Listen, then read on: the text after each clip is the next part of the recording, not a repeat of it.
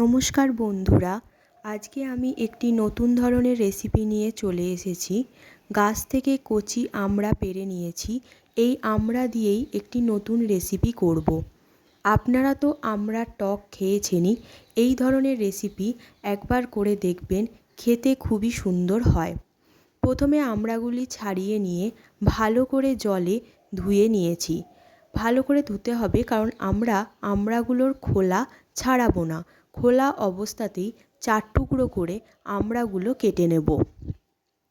গ্যাসে frying pan বসিয়ে তাতে পরিমাণ মতন সরিষার তেল দিয়ে তেল গরম হলে তার মধ্যে সামান্য 5 ফোড়ন আর শুকনো লঙ্কা ফোড়ন দেবো।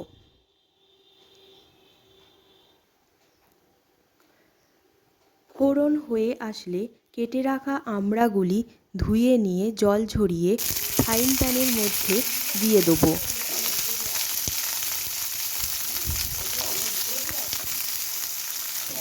আমড়াগুলি দিয়ে দেওয়ার পর বেশ কিছুক্ষণ ধরে নাড়াচাড়া করতে হবে, যাতে আমড়াগুলোর কালার গোল্ডেন হয়ে আসে। যতক্ষণ না গোল্ডেন হয়ে আসছে ততক্ষণ আমাদেরকে হালকা আঁচে আমড়াগুলো নাড়াচাড়া করতে হবে।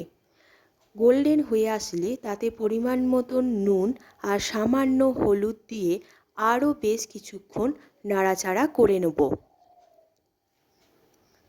নাড়াচাড়া হয়ে গেলে তার মধ্যে পরিমাণ মতন জল দিয়ে, জলটা আপনারা সামান্যই ব্যবহার করবেন, দিয়ে ঢাকা দিয়ে দেবো।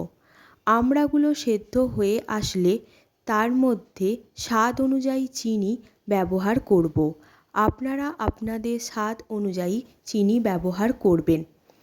এটা যেহেতু টক হিসাবেই খাওয়া হবে, সেহেতু চিনির পরিমাণ খুব একটা বেশি দিতে লাগবে না। চিনির সাথে আমড়াগুলি আঠা আঠা হয়ে আসলে বেটে রাখা পোস্ত আমড়ার মধ্যে দিয়ে দেবো।